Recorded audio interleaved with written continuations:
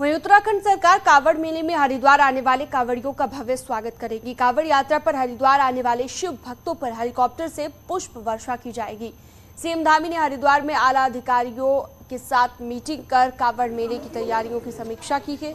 बैठक में पर्यटन मंत्री सतपाल महाराज, डीजीपी अशोक कुमार, अपर मुख्य सचिव राधा रतूड़ी, गढ़वाल कमिश्नर सुशील कुमार समेत सभी विभागों के मुख्य अधिकारी मौजूद रहे। सीएम धामी ने अधिकारियों को कांवड़ मेले से पहले सुरक्षा और ट्रैफिक कंट्रोल, बिजली, पानी, सड़क और स्वास्थ्य सेवा जैसी मूलभूत सुविधाओं को दुरुस्त करने का निर्देश दिया है और कहा है कि कांवड़ियों का भव्य स्वागत होगा। यात्रा सरल, सुगम और सुरक्षित कांवड़ यात्रा के आयोजन के लिए सरकार पूरी तरह प्रतिबद्ध है। तरीके से यहाँ पर स्वागत करेंगे और कांवड़ यात्रा जो है हमारे लिए बहुत महत्वपूर्ण है। 2 साल बाद यात्रा शुरू हो रही है, इसलिए हमने सभी विभागों को यहाँ पर जिला प्रशासन के लोगों को और जो हमारे अन्य जिले हैं जो यात्रा से जुड़े हुए हैं उन जिलों को भी पूरी तरह से कहा है कि सभी लोग सब प्रकार की जो भी व्यवस्थाएँ होती है, ट्रैफिक व्यवस्था है, स्वच्छता की व्यवस्था है, यहाँ पर पार्किंग की व्यवस्था है, आने जाने की व्यवस्था है, खाद्य व्यवस्था है, रास्तों में भंडारी इत्यादि लगते हैं, टेंट लगते हैं, उन सभी की व्यवस्था अच्छी हो। सभी हम चाहते हैं कि जितने भी शिव भक्त, बाबा भक्त यहाँ आएँ, सभी सुरक्षित आएँ, उनकी यात्रा अच्छी हो, सरल हो। जैसे 4 धाम की यात्रा ऐतिहासिक यात्रा है, उसी प्रकार से ये कांवड़ यात्रा भी ऐतिहासिक होने जा रही है। कोरोना के बाद ये 2 वर्ष के बाद ये कांवड़ यात्रा हो रही है और इसमें पूरे हिदायती हैं। माननीय मुख्यमंत्री जी पुष्कर सिंह धामी जी ने सबको निर्देश दिए हैं। इसमें प्रारंभ में पुष्प वर्षा होगी, सभी कांवड़ियों का स्वागत किया जाएगा और सबसे आग्रह है कि प्रेम और सद्भाव का परिचय देते हुए इस कांवड़ यात्रा को नशा मुक्त रखें।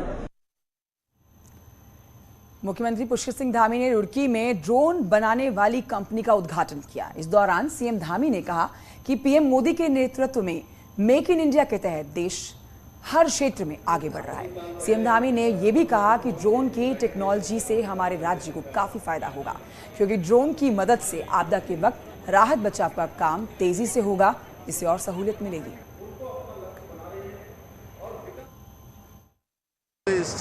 जो ड्रोन की टेक्नोलॉजी है हमारे राज्य में, जहाँ पर आपदाएं आती हैं, जहाँ पर भूस्खलन होता है, तमाम जगह पर जो है हमारी भौगोलिक परिस्थितियाँ बहुत कठिन हैं। ऐसे समय में हमारे लिए ड्रोन टेक्नोलॉजी एक बहुत महत्वपूर्ण और कारगर सहायक साबित होती है। ऐसे समय में ड्रोन का यहाँ पर उद्योग लगना, उसका आज उद्घाटन होना, ये हमारे राज्य के लिए एक बहुत ऐतिहासिक क्षण है, जो केवल उत्तराखंड ही नहीं, उत्तराखंड के साथ साथ पूरे भारतवर्ष के लिए ये ड्रोन टेक्नोलॉजी एक मुफीद होगी। इसके क्षेत्र में क्रांति आएगी और माननीय प्रधानमंत्री जी ने जो साइंस एंड टेक्नोलॉजी को बढ़ावा देने का काम किया है, उनको आगे बढ़ाने का काम किया है, उस क्षेत्र में एक महत्वपूर्ण कदम होगा।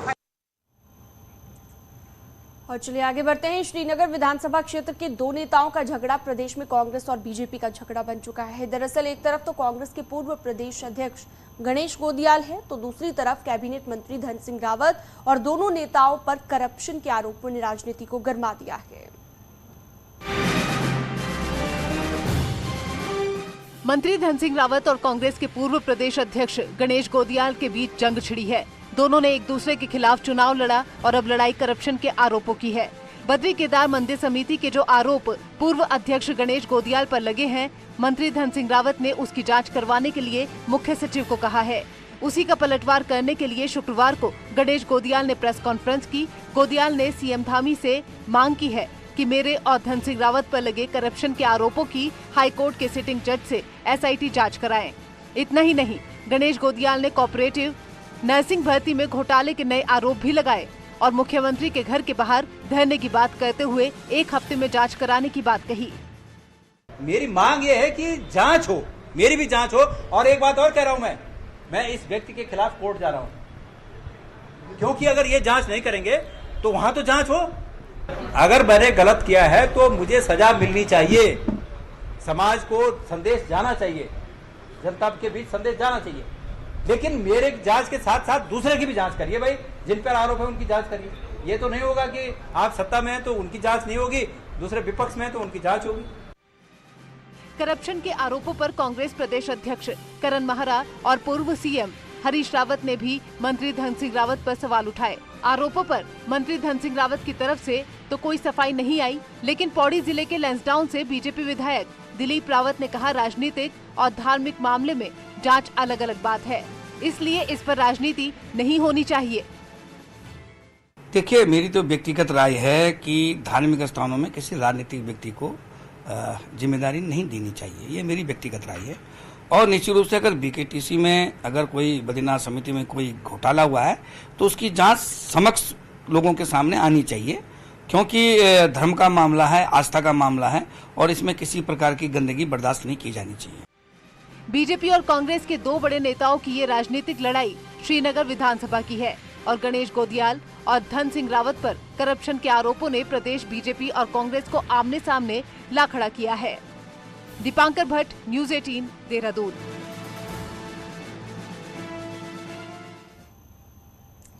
देहरादून के रायपुर में विधानसभा भवन और सचिवालय बनाने का मामला करोड़ों रुपए खर्च करने के बावजूद ठंडे बस्ते में चला गया।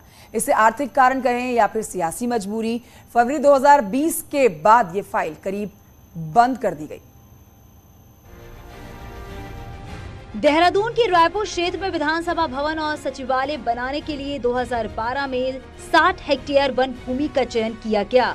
इसके तहत वन भूमि हस्तांतरण के लिए वन विभाग में साल 2017 में 7.5 करोड़ रुपए भी जमा किए गए और बाद में साल में कंपनसेटरी के तौर पर भी करोड़ों रुपए जमा करा दिया गया।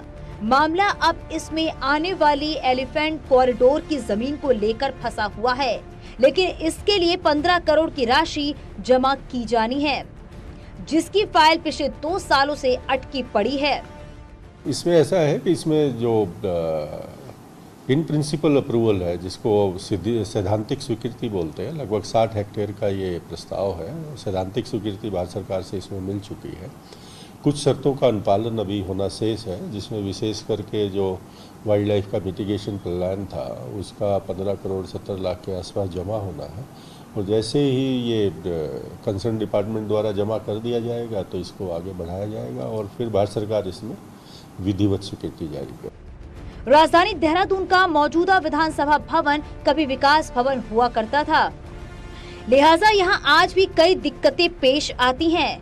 शहर बीचों बीच होने के कारण सत्र के दौरान आम जनता को मुश्किलें उठानी पड़ती हैं। देखिए, ऐसा है कि दिक्कतें तो काफ़ी आती हैं। आप सब जानते हैं कि ये विकास भवन था, सीडीओ का दफ्तर था, जिसे विधानसभा में कन्वर्ट किया गया है और स्पेस की तो समस्याएं हैं, सभी के लिए है। देखिए, मुझे पता चला है कि ये एक कुछ इस तरह की बात हुई है, लेकिन उस पर अभी कोई मेरे पास सॉलिड कोई इन्फॉर्मेशन नहीं है या ऑफिशियल इन्फॉर्मेशन नहीं। दरअसल दिक्कत आर्थिक मोर्चे पर नहीं है, दिक्कत सियासी मोर्चे पर है। एक राज्य 2 राजधानी तो बन गई है, लेकिन एक राज्य 3 विधान भवन बनाने का जोखिम अब कोई नहीं लेना चाहता। न्यूज़ 18 के लिए देहरादून से सुनील नौप्रभात की रिपोर्ट। और चलिए आगे बढ़ते हैं। आपको बताते हैं कि मुनस्यारी राजमार्ग को जीआई टैग मिला है। सीएम पुष्कर सिंह धामी ने इस पर ट्वीट करते हुए लिखा कि स्थानीय उत्पादों को बढ़ावा देने की दिशा में मुनस्यारी राजमार्ग को जीआई टैग मिला। ये राज्य में वोकल फॉर लोकल के क्षेत्र में हो रहे उत्कृष्ट कार्यों का परिणाम है। आपको बता दें, जीआई टैग किसी भी रीजन का जो क्षेत्रीय उत्पाद होता है उससे उस क्षेत्र की पहचान होती है और उस उत्पाद की ख्याति जब देश दुनिया में फैलती है तो उसे प्रमाणित करने के लिए एक प्रक्रिया होती है, जिसे जीआई टैग यानी कि जियोग्राफिकल इंडिकेटर कहते हैं।